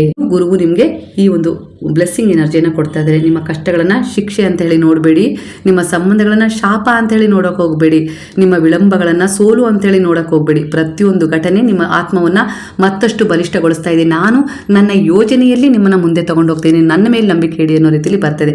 ಪ್ರತಿಯೊಂದು ಕಣ್ಣೀರು ನಿಮ್ಮೊಳಗಿನ ಜ್ಞಾನವನ್ನು ಎಚ್ಚರಿಸ್ತಾ ಇದೆ. ಪ್ರತಿಯೊಂದು ಕರ್ಮದ ಫಲ ನಿಮಗೆ ಹೊಸ ಅರಿವನ್ನು ಕೊಡ್ತಾ ಇದೆ. ಮತ್ತು ನೆನಪಿಡಿ, ದೇವರು ನಿಮ್ಮನ್ನು ದಂಡಿಸ್ತಾ ಇಲ್ಲ. ಅಂದರೆ ಗುರುವು ನಿಮ್ಮ ವಿರುದ್ಧ ಕೆಲಸ ಮಾಡ್ತಾ ಇಲ್ಲ. ಈ ಬ್ರಹ್ಮಾಂಡದ ಶಕ್ತಿಗಳು ಕೂಡ ನಿಮ್ಮ ವಿರುದ್ಧ ಕೆಲಸ ಮಾಡ್ತಾ ಇಲ್ಲ.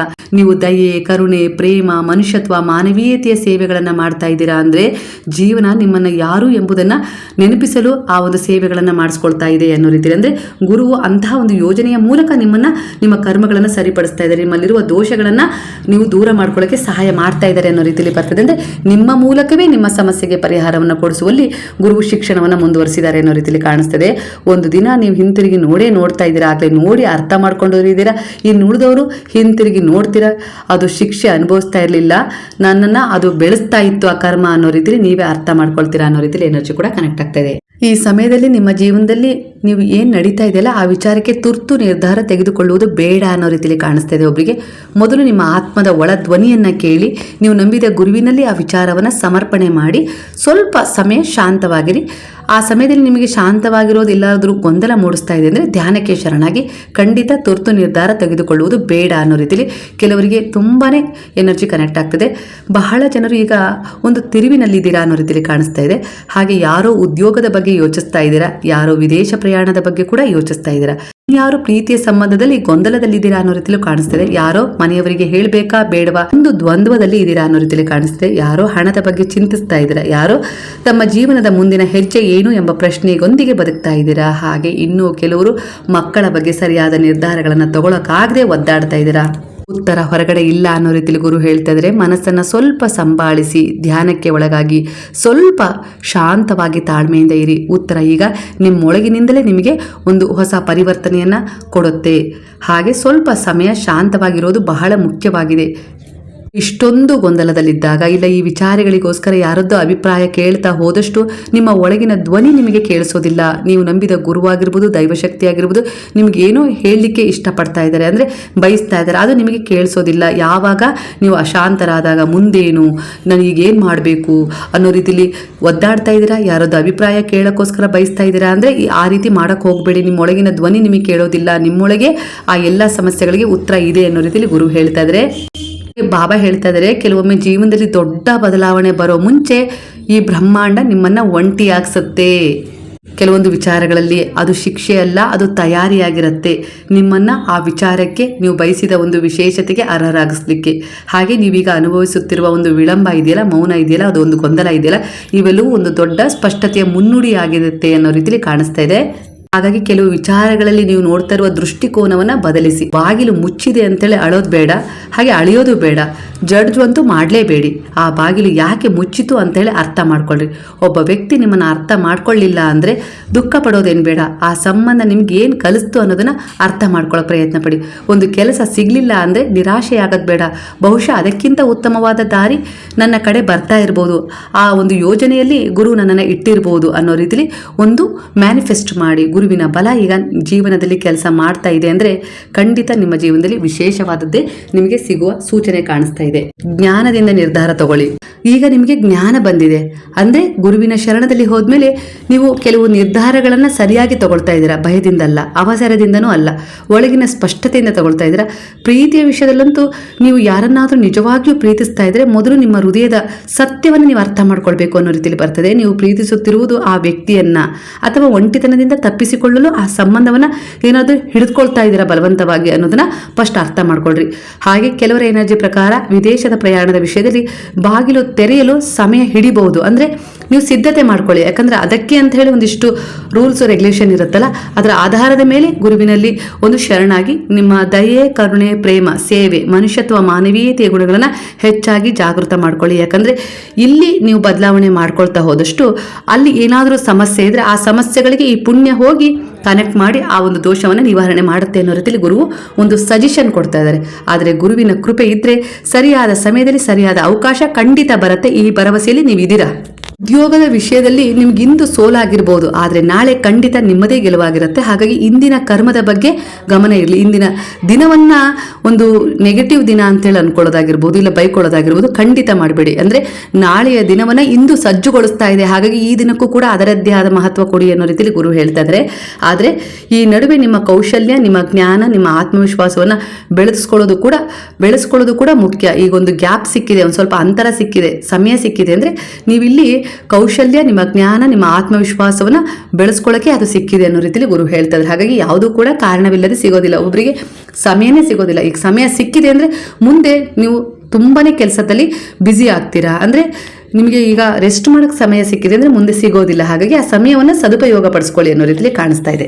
ಹಾಗಾಗಿ ನಿಲ್ಲೋದು ಅಂದ ತಕ್ಷಣ ಸೋಲು ಅಂತಲ್ಲ, ಕಾಯೋದು ಅಂದ್ರೆ ಜೀವನ ನಿಂತಿದೆ ಅನ್ನೋದನ್ನ ಜೀವನ ನಿಂತಿದೆ ಅಂತ ಹೇಳಿ ಅರ್ಥ ಮಾಡ್ಕೊಳ್ಬೇಡಿ. ಕೆಲವೊಮ್ಮೆ ನೀವು ನಂಬಿದ ಗುರುವು, ದೈವಶಕ್ತಿ, ಬ್ರಹ್ಮಾಂಡದ ಶಕ್ತಿ ನಿಮ್ಮನ್ನ ನಿಧಾನಗೊಳಿಸ್ತಾ ಇರುತ್ತೆ. ಯಾಕಂದ್ರೆ ನೀವು ತಪ್ಪು ದಾರಿಯಲ್ಲಿ ಹೋಗಬಾರ್ದು ಅನ್ನೋದು ಅದರ ಉದ್ದೇಶ ಆಗಿರುತ್ತೆ. ಯಾಕಂದ್ರೆ ನೀವು ಅವರ ಶರಣದಲ್ಲಿದ್ದೀರಲ್ವಾ, ಅವರ ಶರಣದಲ್ಲಿದ್ದೀರಾ ಅಂದ್ರೆ ನಿಮ್ಮ ಸಂಪೂರ್ಣ ಜವಾಬ್ದಾರಿ ಅವ್ರದ್ದಾಗಿರುತ್ತೆ. ಹಾಗಾಗಿ ಈ ರೀತಿ ಎನರ್ಜಿ ಕನೆಕ್ಟ್ ಆಗ್ತದೆ. ಇಂದು ನಿಮಗೆ ಸಿಗ್ತಾ ಇರುವ ಮೌನವೇ ನಾಳೆಯ ದೊಡ್ಡ ಉತ್ತರವಾಗತ್ತೆ, ನಿಮಗೆ ಸಿಗ್ತಾ ಇರುವ ವಿಳಂಬವೇ ನಾಳೆಯ ಆಶೀರ್ವಾದವಾಗುತ್ತೆ ಅನ್ನೋ ರೀತಿಯಲ್ಲಿ ಇಲ್ಲಿ ಬಾಬಾ ಹೇಳ್ತಿದ್ದಾರೆ, ನೀವು ನಂಬಿದ ಗುರು ಹೇಳ್ತಿದ್ದಾರೆ. ಹಾಗೆ ನಿಮ್ಮ ಪೂರ್ವಜರ ಆಸೆ ಒಂದಿದೆ, ಅದು ನೀವು ಈಡೇರಿಸಬೇಕು ಅನ್ನೋ ರೀತಿಯಲ್ಲಿ ಆ ಸಮಯ ಬಂದಿದೆ. ಕಷ್ಟ ಆಗತ್ತೆ ಅಂತ ಹೇಳಿ ಅನ್ಕೊಳ್ಬೇಡಿ, ನಾನು ಅದನ್ನ ಈಡೇರಿಸ್ತೀನಿ ಗುರುವೇ, ನಿಮ್ಮ ಸಹಾಯ ಬೇಕು ಅಂತ ಹೇಳಿ ಪ್ರಾರ್ಥನೆ ಮಾಡ್ಕೊಳ್ಳಿ. ಖಂಡಿತ ಅವರ ಒಂದು ಇಚ್ಛೆಯನ್ನು ಈಡೇರಿಸಿದ್ರೆ ಖಂಡಿತ ನಿಮ್ಮ ಮುಂದಿನ ಕೆಲಸದಲ್ಲಿರುವ ಅಡೆತಡೆಗಳು ದೂರ ಆಗ್ತವೆ. ಯಾಕಂದ್ರೆ ಅವರ ಆಶೀರ್ವಾದವು ಕೂಡ ಈ ಸಮಯದಲ್ಲಿ ನಿಮಗೆ ಬಹಳ ಮುಖ್ಯವಾಗಿದೆ ಅನ್ನೋ ರೀತಿಯಲ್ಲಿ ಬರ್ತಾ ಇದೆ. ಹಾಗಾಗಿ ಅವರ ಪ್ರಸನ್ನತೆಗೂ ಕೂಡ ಕಾರಣವಾಗಿ ಈ ಸಮಯ ನಿಮ್ಮನ್ನ ತಡೆಯಲು ಬಂದಿಲ್ಲ, ನಿಮ್ಮನ್ನ ಸರಿಯಾದ ದಿಕ್ಕಿಗೆ ಕರೆದೊಯ್ಯಲು ಬಂದಿದೆ, ಅರ್ಥ ಮಾಡ್ಕೊಳ್ಳಿ ಅನ್ನೋ ರೀತಿಯಲ್ಲಿ ಗುರು ಹೇಳ್ತಾ ಇದ್ದಾರೆ. ಈ ರೀಡಿಂಗ್ ನೋಡ್ತಾ ಇರುವ ಪ್ರತಿಯೊಬ್ಬರ ಆತ್ಮಕ್ಕೂ ಒಂದು ಆಶೀರ್ವಾದದ ಸಂದೇಶ ಕೊನೆಯದಾಗಿ ಸಿಗ್ತಾ ಇದೆ. ಇಂದು ನಿಮ್ಮ ಮನಸ್ಸಿನಲ್ಲಿ ಎಷ್ಟೇ ಗೊಂದಲಗಳಿದ್ರು, ಎಷ್ಟೇ ಪ್ರಶ್ನೆಗಳಿಗೆ ಉತ್ತರ ಸಿಗದೆ ಉಳಿದಿದ್ರು, ಎಷ್ಟೇ ಭಾರ ನಿಮ್ಮ ಹೃದಯದಲ್ಲಿ ಇದ್ರು, ಈ ರಾತ್ರಿ ಅದನ್ನೆಲ್ಲ ಗುರುವಿನ ಪಾದದಲ್ಲಿ ಇಟ್ಟುಬಿಡಿ. ಎಲ್ಲವನ್ನ ನೀವೇ ಹೊತ್ಕೊಂಡು ನಡಿಬೇಕು ಅಂತ ಏನಿಲ್ಲ. ಕೆಲವೊಂದು ಸಮಸ್ಯೆಗಳಿಗೆ ಉತ್ತರ ಸಮಯ ಕೊಡುತ್ತೆ, ಕೆಲವೊಂದು ನೋವಿಗೆ ಔಷಧಿ ದೈವಿಕ ಕೃಪೆ ಆಗಿರುತ್ತೆ, ಕೆಲವೊಂದು ಪ್ರಾರ್ಥನೆಗಳಿಗೆ ಫಲ ಮೌನದಲ್ಲಿ ಬೆಳೀತಾ ಇರುತ್ತದೆ. ಆದ್ದರಿಂದ ಇಂದು ಮಲಗುವ ಮುನ್ನ ಒಂದು ಕ್ಷಣ ಕಣ್ಮುಚ್ಚಿ ಹೀಗೆ ಹೇಳ್ಕೊಳ್ಳಿ, ನಾನು ನನ್ನ ಭಯವನ್ನ ಬಿಡ್ತಾ ಇದ್ದೀನಿ, ನಾನು ನನ್ನ ಚಿಂತೆಯನ್ನು ಬಿಡ್ತಾ ಇದ್ದೀನಿ, ನಾನು ದೈವಿಕ ಸಮಯವನ್ನು ನಂಬ್ತಾ ಇದ್ದೀನಿ, ನಾನು ನನ್ನ ಹೃದಯಕ್ಕೆ ಶಾಂತಿ ಸಿಗಲಿ ಅಂತೇಳಿ ಪ್ರಾರ್ಥನೆ ಮಾಡ್ಕೊಳ್ತಾ ಇದ್ದೀನಿ. ನನ್ನ ಮನಸ್ಸಿಗೆ ನೆಮ್ಮದಿ ಸಿಗುತ್ತೆ, ನನ್ನ ಮನೆಯ ಮೇಲೆ ದೈವದ ಕೃಪೆ ಇರುತ್ತೆ, ನನ್ನ ಮನಸ್ಸಿಗೆ ನೆಮ್ಮದಿ ಸಿಗ್ತಾ ಇದೆ, ನನ್ನ ಮನೆಯ ಮೇಲೆ ದೈವದ ಕೃಪೆ ಇದೆ, ಗುರುವಿನ ಬಲ ಇದೆ, ಗುರುವೇ ನನ್ನ ಮನೆಯಲ್ಲಿ ವಾಸವಾಗಿದ್ದಾರೆ, ನನ್ನ ಜೀವನದಲ್ಲಿ ಅಂಟಿಕೊಂಡಿರುವ ನಕಾರಾತ್ಮಕ ಶಕ್ತಿಗಳು ದೂರವಾಗ್ತಾ ಇದ್ದಾವೆ, ನನ್ನ ಒಳ್ಳೆಯ ಉದ್ದೇಶದ ಕರ್ಮದ ಫಲಗಳು ನನ್ನೆಡೆಗೆ ಬರ್ತಾ ಇದ್ದಾವೆ, ನಾನು ಕಾಯ್ತಾ ಇರುವ ಸಂತೋಷ, ಪ್ರೀತಿ, ಸಮೃದ್ಧಿ, ಶುಭ ಸುದ್ದಿ ನನ್ನ ದಾರಿಯಲ್ಲಿ ನನ್ನ ಕಡೆಗೆ ಬರ್ತಾ ಇದ್ದಾವೆ ಅನ್ನುವ ಒಂದೇ ಒಂದು ಸುಪ್ತ ಮನಸ್ಸಿಗೆ ಮೆಸೇಜ್ ಅನ್ನು ಕೊಟ್ಟು ಮಲ್ಕೊಳ್ಳಿ. ಸಂದೇಶವನ್ನು ರವಾನಿಸಿ ಮಲಗಿ. ನಾಳೆ ಹೊಸ ಭರವಸೆ, ಹೊಸ ಬೆಳಕು ಮತ್ತೆ ಹೊಸ ಆಶೀರ್ವಾದಗಳೊಂದಿಗೆ ಎಚ್ಚರಗೊಳ್ಳ್ರಿ. ಗುರುವು ದೈವಶಕ್ತಿ ನಿಮ್ಮೊಂದಿಗಿದೆ, ನೀವು ಒಬ್ಬರಲ್ಲ, ಎಲ್ಲವೂ ನಿಧಾನವಾಗಿ ಸರಿಯಾದ ಸ್ಥಳಕ್ಕೆ ಹೋಗ್ತಾ ಇದೆ. ಶಾಂತವಾಗಿ ಆರಾಮಾಗಿ ನಿದ್ದೆ ಮಾಡಿ. ಸ್ನೇಹಿತರೆ, ಇವತ್ತಿನ ಎನರ್ಜಿ ಅಷ್ಟು ಕಾರ್ಡ್ಗಳನ್ನು ನಾನು ಒಟ್ಟಾಗಿ ನಿಮಗೆ ಯಾವ ರೀತಿ ನಿಮ್ಮ ಮನಸ್ಸಿಗೆ ತಕ್ಕ ಹಾಗೆ, ಯಾಕಂದರೆ ಭಿನ್ನ ಭಿನ್ನವಾದ ಎನರ್ಜಿಗಳು ಕನೆಕ್ಟ್ ಆಗಿರ್ತವೆ. ಹಾಗಾಗಿ ನಿಮ್ಮ ಎನರ್ಜಿಗೆ ಯಾವ ರೀತಿ ಒಂದು ಸಂದೇಶ ಗುರುವಿನಿಂದ ನೀವು ನಂಬಿದ ದೈವಶಕ್ತಿಯಿಂದ ಕನೆಕ್ಟ್ ಆಗಿದೆಯೋ ಅದನ್ನು ಸ್ವೀಕರಿಸಿ ಅದನ್ನು ನೀವು ನಿಮ್ಮ ಜೀವನದಲ್ಲಿ ಪೂರೈಸಿಕೊಳ್ಳಲು ಸಾಯಿರಾಮ್ ಅಂತೇಳಿ ಕಮೆಂಟ್ ಮಾಡೋದನ್ನು ಮರಿಬೇಡಿ ಕೃತಜ್ಞತಾ ಪೂರ್ವಕವಾಗಿ. ಹಾಗಾದರೆ ಎಲ್ಲರೂ ಸೇರಿ ಹೇಳೋಣ, ಹರೇ ರಾಮ ರಾಮ ರಾಮ ಹರೇ ಹರೇ, ಹರೇ ಕೃಷ್ಣ ಕೃಷ್ಣ ಕೃಷ್ಣ ಹರೇ ಹರೇ, ಹರೇ ಸಾಯಿ ಸಾಯಿ ಸಾಯಿ ಹರೇ ಹರೇ, ಹರೇ ಬಾಬಾ ಬಾಬಾ ಬಾಬಾ ಹರೇ ಹರೇ, ಹರೇ ದತ್ತ ದತ್ತ ಹರೇ ಹರೇ.